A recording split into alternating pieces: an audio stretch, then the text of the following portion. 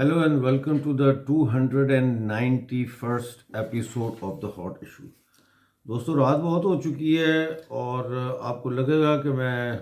تھوڑا ڈھیلا ہوں، تھوڑا تھکا ہوں، تو اس کے لیے میں معذرت چاہتا ہوں کیونکہ سارا دن آج اسی کام میں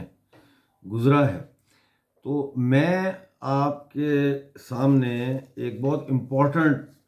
ایشو کو لے کے آیا ہوں جو آپ سب اس وقت جس کے اوپر توجہ دے رہے ہیں، اور وہ ہے جو عمران خان نے پارلیمنٹری کو کیا ہے۔ میں نے پہلے دن ہی یہ کہا تھا کہ یہ پارلیمنٹری کو کیا ہے عمران خان نے، اب تو اور لوگ بھی کہہ رہے ہیں، اور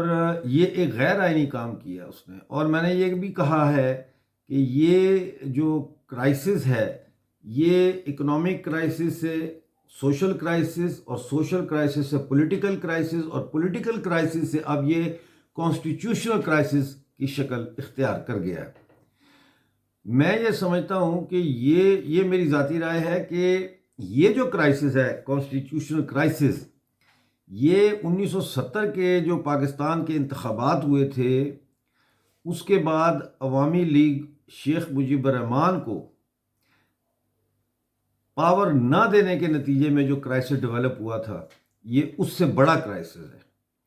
اس میں تو پاکستان کا ایک حصہ جو ہے وہ علیحدہ ہو گیا تھا اور بنگلہ دیش بن گیا تھا، اور بنگالیوں نے اپنی آزادی حاصل کر لی تھی۔ اس کانسٹیٹیوشنل کرائسس کے نتیجے میں اس بات کے واضح امکانات موجود ہیں کہ پاکستان ختم ہو جائے گا، اور بلوچستان، پاکستانی قبضے والا جموں کشمیر، پاکستانی قبضے والا گلگت بلتستان، یہ اور خیبر پختونخوا یہ علیحدہ ہو جائیں گے۔ سندھ کے بارے میں کچھ وثوق سے نہیں کہہ سکتا کیونکہ وہاں کی جو آزادی کی تحریک ہے اس کی کیفیت گو مگو کی ہے، لیکن جو ٹی ٹی پی والے جنگ لڑ رہے ہیں خیبر پختونخوا میں، وہ کہہ رہے ہیں کہ 1893 میں جو ڈیورنڈ لائن کا معاہدہ ہوا تھا وہ 100 سال کا معاہدہ تھا، 1993 میں وہ ختم ہو گیا، یہ سارا علاقہ افغانستان کا ہے، لہٰذا اس کو افغانستان کو واپس دیا جائے، اور یہی ان کی لڑائی ہے۔ اس وقت جو لڑائی وہ لڑ رہے ہیں وہ یہ لڑائی ہے کہ کس طریقے سے اس کو واپس افغانستان میں شامل کیا جائے۔ بلوچستان کی لڑائی جو ہے وہ آپ ہر روز ریڈیو ہمالیہ سنتے ہیں، اس میں آپ کو پتہ ہے کہ وہاں فوج، پاکستانی فوج کو کتنی مار پڑ رہی ہے، اور وہاں پاکستانی ریاست کا جو ہے وہ پریکٹیکلی جو ہے بلوچستان کے انٹیریئر میں کوئی ان کی لا اینڈ آرڈر یا کوئی ایڈمنسٹریٹو پاورز وہاں پہ نہیں ہے۔ پاکستانی قبضے والے جموں کشمیر میں اور پاکستانی قبضے والے گلگت بلتستان میں دونوں میں علیحدہ علیحدہ مختلف نوعیت کی اب یہ ڈیمانڈ جو ہے شروع ہو رہی ہے کہ ہم نے اب ہندوستان کے ساتھ جڑنا ہے اور جموں کشمیر کے ساتھ جڑنا ہے۔ اس میں بہت بڑا جو اس کا وجہ ہے وہ 370 اور 35A آرٹیکلز کے ختم ہونے کے بعد جو تیزی سے جموں کشمیر میں انویسٹمنٹس آ رہی ہیں، فورن انویسٹمنٹس آ رہی ہیں، 70,000 کروڑ کی فورن انویسٹمنٹ، اور پھر بجٹ جو ابھی آیا ہے 1.4 لاکھ کروڑ روپوں کا جو بجٹ آیا ہے جموں کشمیر کا، اور پھر جو ڈیولپمنٹس ہو رہی ہیں، اور پھر جو ٹیررزم کرش ہوا ہے وہاں، یہ ساری چیزوں نے پی او جے کے لوگوں کو جو لوڈ شیڈنگ، بھوک، آٹے کی نہ ملنا،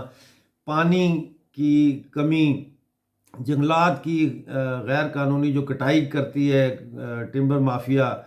نوکریاں نہیں ہیں، علاج نہیں ہے، سڑکیں نہیں ہیں، یہ ساری چیزوں نے اب ان کو اس بات پہ سوچنے پر مجبور کر دیا ہے کہ وہ پاکستانی قبضے والے جموں کشمیر میں جو ہے یہ کیمپین شروع ہو چکی ہے انڈر گراؤنڈ کہ ہم نے اب فیصلہ کن انداز میں یہ نیریٹو اپنانا ہے کہ ہم نے 26 اکتوبر 1947 کے جو معاہدہ ہوا تھا بھارت کے ساتھ مہاراجہ ہری سنگھ کے، اس کو ہم نے استعمال کرنا ہے، اور اس کو استعمال کرتے ہوئے واپس ہم نے بھارت کا حصہ بننا ہے۔ خیر، اب یہ جو کانسٹیٹیوشنل کرائسس ہے اس کا تھوڑا سا میں نے آپ کو بتا دیا کہ یہ کیوں اس سے بڑا ہے، کیونکہ اس میں تو ایک حصے کا مسئلہ تھا نا، یہ اب پورے پاکستان کے تمام حصوں کا اجتماعی جو ہے اس کے اثرات پڑیں گے اس پہ۔ بظاہر تو یہ نظر آ رہا تھا کہ سپریم کورٹ نے اتوار کو ایک دم سے جب اعلان کیا کہ سو موٹو نوٹس لیا اس کا تو اس وقت یہ لگ رہا تھا کہ جیسے سپریم کورٹ بڑے ارجنسی میں ہے اور سپریم کورٹ جو ہے اس کے خلاف فوری طور پر کوئی قدم اٹھائے گی، لیکن یہ اب آہستہ آہستہ یہ نظر آ رہا ہے کہ سپریم کورٹ کا اتوار والے چھٹی والے دن سو موٹو ایکشن لینا جو ہے وہ اس گرینڈ پلان کا حصہ تھا جو عمران خان نے اور اس کے جو دوسرے اس کے ساتھی ہیں، صدر ہے فواد چودھری اور جو لوگ ہیں، انہوں نے جو یہ پورا پلان بنایا تھا. کیونکہ ایونٹس کی جو سیکوینس ہے وہ اسی طرح ہے کہ ووٹ آف نو کانفیڈنس کے لیے جب اجلاس ہوتا ہے، فواد چودھری ایک پرچی پڑھتے ہیں، اس پرچی کے بنیاد پہ بغیر بحث کیے، بغیر کسی اور کو بولنے کا موقع دیے، جو ہے وہ ڈپٹی اسپیکر جس کے اوپر خود 2 سال سے سٹے اس نے لیا ہوا اپنے مقدمے کے خلاف، جس میں جعلی ووٹیں اس نے ڈلوائی تھی اپنے حلقے میں ایلیجلی، تو وہ فوری طور پر وہ دوسری پرچی نکالتا ہے اور وہ دوسری پرچی پڑھتا ہے کہ جی یہ غیر ملکی سازش ثابت ہو گئی ہے، اس لیے جو ہے یہ ووٹ آف نو کانفیڈنس جو ہے اس کا موشن جو ہے وہ انہوں نے نکال کے باہر پھینک دیا ہے اور اسمبلی اور پارلیمنٹ کو انہوں نے ملتوی کر دیا اس کا اجلاس غیر معینہ مدت تک. فوری طور پر اس کے بعد عمران خان تقریر کرتا ہے اور وہ کہتا ہے کہ میں نے اسمبلی بھیج دی ہے پریزیڈنٹ کو کہ وہ اسمبلیاں ڈیزالو کر دے. ساتھ ہی پریزیڈنٹ اسمبلیاں ڈیزالو کرنے کا اعلان کرتا ہے اور اس کے ساتھ ہی یہ سو موٹو ایکشن لیا جاتا ہے. یہ جو اس آج کی جو پروسیڈنگز تھی سپریم کورٹ کی، یہ بڑی پراسرار تھی اور اس میں کچھ چیزیں میں آپ کے سامنے رکھنا چاہتا ہوں. Excuse me. ایک تو یہ کہ یہ ایک آئینی بحران ہے جو پاکستان میں آج تک اتنا بڑا آئینی بحران نہیں آیا جو اب آیا ہے کہ پارلیمنٹ کے اندر کو ہو گیا، اور پارلیمنٹری کو کے نتیجے میں جو انسٹیبلٹی آئی ہے، آئی ایم ایف نے اپنے پروگرام روک دیے ہیں، ابھی تو آگے آگے دیکھیں کیا ہوتا ہے. پاکستان میں کوئی گورنمنٹ نہیں ہے، وزیر اعظم کو نے خود ہی اپنی حکومت ختم کرنے کے بعد بھی وہ وزیر اعظم کے طور پر کام کر رہا ہے وغیرہ وغیرہ. تو یہ کافی پراسرار اور انکینی سپریم کورٹ کی آج کی رہی. پہلی بات تو یہ کہ یہ 5 رکنی بینچ نہیں، یہ اس اتوار کو 3 رکنی بینچ تھا، پھر پریشر پڑا تو 5 رکنی بینچ بنایا، لیکن فل بینچ ہونا چاہیے. جو 16-17 جج ہیں سپریم کورٹ کے جسٹس ہیں، ان سب کو بیٹھ کے اس کیس کو سننا چاہیے اور اس کو سیریسلی لینا چاہیے، جو وہ نہیں لے رہے. تو ہونا یہ چاہیے تھا کہ اتوار کو ہی فیصلہ بھی دیا جاتا، کیونکہ دیکھیں آئین تو ان سب نے پڑھا ہوا ہے، یہ کوئی کاکے تھوڑی ہیں. لیکن اب یہ ایکٹ ایسے کر رہے ہیں جیسے ان کو کچھ سمجھ نہیں ہے اور یہ پوچھ رہے ہیں اچھا یہ نکتہ کیا ہے، وہ نکتہ کیا ہے. بھئی اگر تم لوگوں کو آئین کے نکات کا نہیں پتا تو تم جسٹس کس چیز کے بنے ہوئے ہو؟ تم ہماری تنخواہیں کس بات پہ کھا رہے ہو عوام کی؟ تو یہ بہرحال ایک جذباتی بات تھی. اب بینچ جو بنا ہے 5 رکنی بینچ، آج جو پروسیڈنگ ہوئی ہے اس کے اندر جو کوشش نظر آئی ہے ہمیں کہ یہ کیا کر رہے ہیں سپریم کورٹ کے جسٹسز جو بیٹھے ہیں یہ بینچ، وہ یہ کر رہے ہیں کہ وہ کہہ رہے وہ بحث کو الجھا رہے ہیں کہ جی یہ جو ٹیکنیکل ایشو ہے، کیونکہ وہ کہہ رہے ہیں نا کہ بحث نہیں ہونے دی. وہ جو فاروق نائک وغیرہ اور جو اپوزیشن کی طرف سے جو وکلا پیش ہو رہے ہیں وہ یہ انہوں نے کہا کہ جی بحث نہیں ہونے دی، اور یہ جب ایک دفعہ آ جائے ووٹ آف نو کانفیڈنس کا اجلاس ہو جائے تو پھر وہ ووٹ آف نو کانفیڈنس کے بعد باقی باتیں ہوتی ہیں، اس سے پہلے نہیں ہو سکتی. تو وہ کہہ رہی ہیں یہ تو ٹیکنیکل ایشوز ہیں. اب ٹیکنیکل ایشوز کا مطلب یہ ہے کہ اگر پارلیمنٹ کے اندر کوئی ٹیکنیکل ایشوز آ جاتے ہیں تو وہ سپریم کورٹ اس میں مداخلت نہیں کر سکتی. لیکن یہاں پہ سمجھنے والی بات یہ ہے کہ یہ ٹیکنیکل ایشو نہیں ہے، یہ کانسٹیٹیوشن کی وائلیشن ہوئی ہے، لہذا یہ کانسٹیٹیوشن کا آئینی مسئلہ ہے. تو یہ ٹیکنیکل مسئلہ نہیں ہے، یہ یہاں پہ آئین شکنی کی گئی ہے. تو وہ اس کو آئین شکنی سے علیحدہ کر رہے ہیں آہستہ آہستہ، اور آج بھی فیصلہ نہیں کیا، جس کا مطلب یہ کہ اب کل پھر پروسیڈنگ ہوگی اور اس کو وہ لمبا کریں گے.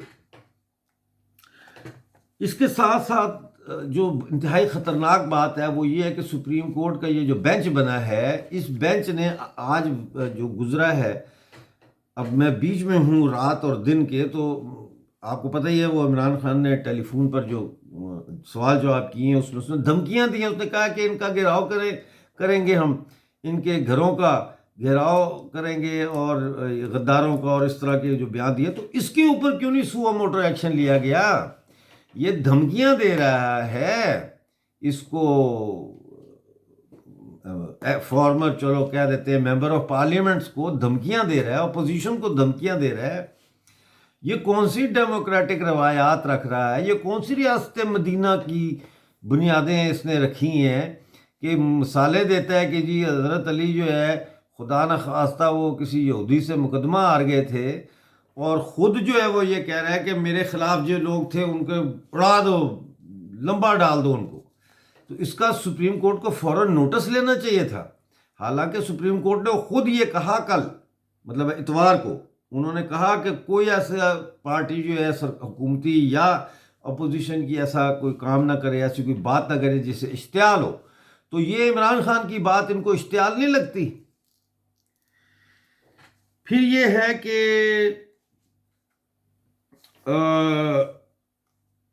کیئر ٹیکر، اب دیکھیں کیئر ٹیکر انہوں نے پرائم منسٹر کا نام، اچھا یہ کہتے ہیں یہ غدار ہے اپوزیشن والے، یعنی شہباز شریف بھی غدار ہے اور بلاول بھٹو بھی غدار ہے اور مولانا فضل الرحمان صاحب بھی غدار ہے، ٹھیک ہے۔ تو پھر مجھے یہ سمجھایا جائے کہ پریزیڈنٹ آف پاکستان نے کیئر ٹیکر پرائم منسٹر کے لیے، یعنی نگران وزیر اعظم کا انتخاب کرنے کے لیے اپوزیشن کو کیوں نوٹیفیکیشن بھیجا ہے کہ آپ 2 نام ہمیں تجویز کریں کہ آپ کی کیا خواہش ہے کہ کس کو بنایا جائے؟ یعنی جو لوگ پاکستان کے خلاف سازش کر رہے ہیں، آپ پھر واپس ان کی گود میں آپ نے بھیج دیا نوٹیفیکیشن، ٹھیک ہے نا، سمجھ رہے ہیں؟ اگر یہ غدار تھے تو اب تک ان کو گرفتاری کے ان کے احکامات کیوں جاری نہیں کیے گئے؟ ان کو گرفتار کیوں نہیں کیا گیا؟ تو بہت سارے اس میں لوپ ہولز ہیں۔ تو اب عمران خان نے جو نام پیش کیا ہے قائم مقام وزیر اعظم کے لیے، وہ نام ہے جسٹس گلزار احمد کا۔ تو یہ جسٹس گلزار احمد صاحب کون ہے، اس پہ پہلے بات کر لیتے ہیں، پھر میں ججوں کی طرف بھی آتا ہوں۔ جسٹس گلزار احمد صاحب جو ہے، ان کا لیگل کیریئر جو ہے یہ 1986 میں شروع ہوا تھا، 1986 میں، اور انہوں نے 1988 میں جو ہے وہ سندھ ہائی کورٹ بار ایسوسی ایشن جوائن کی تھی، اور پھر ستمبر 2001 میں انہوں نے سپریم کورٹ بار ایسوسی ایشن جوائن کی۔ سپریم کورٹ آف پاکستان کے جسٹس اپوائنٹ ہوئے تھے یہ نومبر 2011 میں۔ ان کو 27ویں چیف جسٹس کے طور پر، چیف جسٹس آف پاکستان کے طور پر 21 دسمبر 2011 کو تعینات کیا گیا۔ اب یہ ساری باتیں تو چلو ایک کیریئر کی باتیں ہیں کہ وہ پیشہ ورانہ طور پر کیسے وہ آگے بڑھے، لیکن یہ اس کے اندر ایک نقطہ ہے۔ نقطہ یہ ہے کہ یہ وہی جسٹس ہے جس نے میاں محمد نواز شریف کو نااہل قرار دیا تھا صرف اس بات پہ کہ پاناما لیک پیپرز میں میاں محمد نواز شریف کا نام ہے، اور ٹرائل بھی نہیں کیا اور نہ کوئی ان کو بلایا، نہ ان سے کوئی لیا۔ انہوں نے کہا یہ خبر ہی کافی ہے ان کو نااہل کرنے کے لیے۔ یہ اس بینچ میں تھا، ٹھیک ہے نا جی۔ اس کو اب بنا رہے ہیں پریزیڈنٹ، اور یہ جو بینچ بنا ہے یہ پارلیمنٹری کرائسس کو سننے کے لیے، اس کا جو بینچ کا ہیڈ ہے اس کا نام ہے بندیال، عطا بندیال۔ اب یہ جو عطا بندیال ہے یہ گلزار اس کا کلوز ایسوسیٹ ہے، اس کا جگری دوست ہے، سمجھ گئے آپ بات؟ تو یہ عمر عطا بندیال جو چیف جسٹس آف پاکستان ہے اس کا یہ لنگوٹیا ہے، لہذا عمران خان اب اس کو کیئر ٹیکر پرائم منسٹر بنا رہا ہے۔ عمر عطا بندیال کا بھی آپ کو میں بتا دیتا ہوں۔ عمر عطا بندیال جو ہے یہ وہ بندہ ہے جس نے اس کو عمران خان کو 2017 میں صادق اور امین کا سرٹیفکیٹ دیا تھا، جب اس کے خلاف مسلم لیگ نون کے حنیف عباسی نے کیس کیا تھا کہ اس کے آف شور کمپنیز ہیں اور آف شور اکاؤنٹس ہیں۔ اس پر انہوں نے کہا تھا کہ جی نہیں ثابت ہو سکے لہٰذا عمران خان صادق اور امین ہے. یہ چیف جسٹس آف پاکستان جو اس وقت بیٹھا ہوا ہے یہ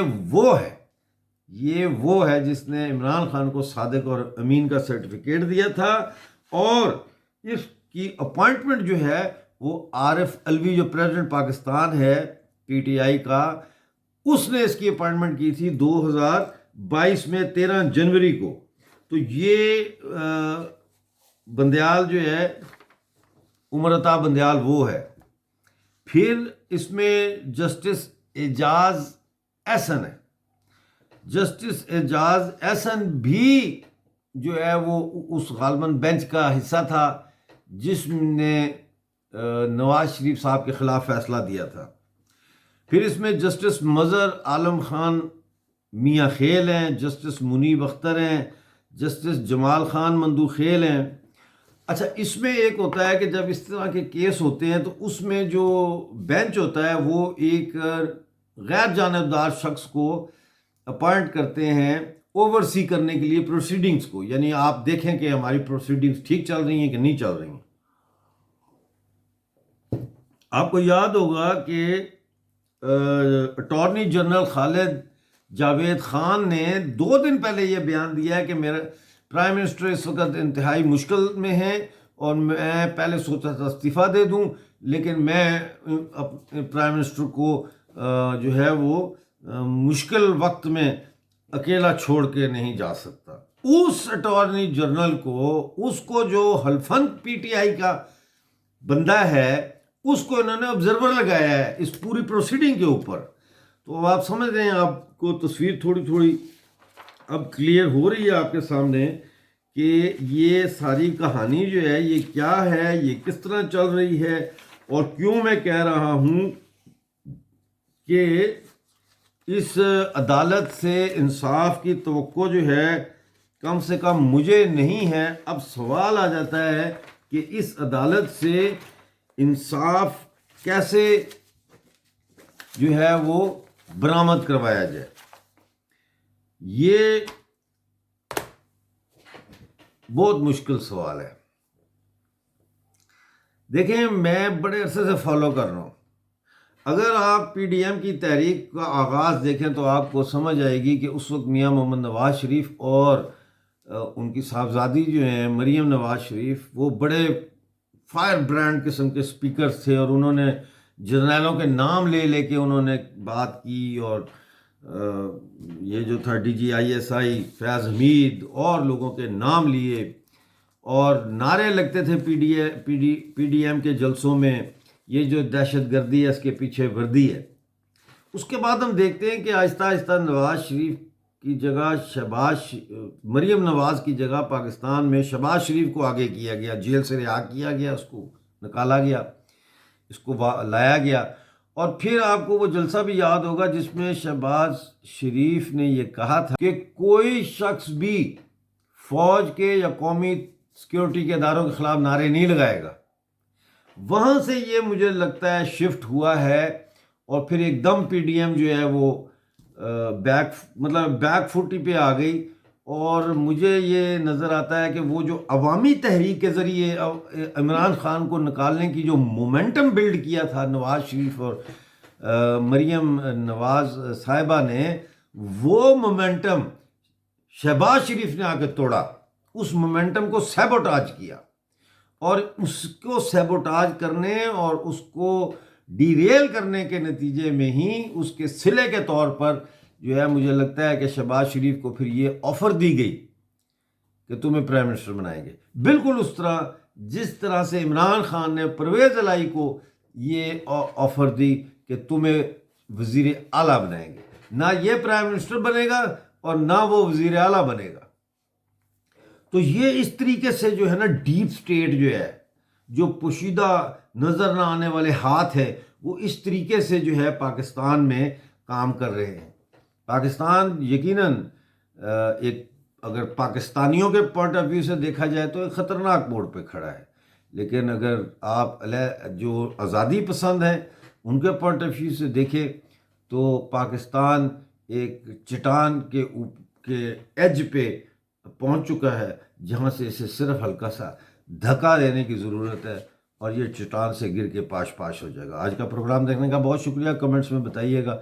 کہ آپ کو آج کا پروگرام کیسا لگا، اور اس کو شیئر ضرور کریں۔ Thank you very much.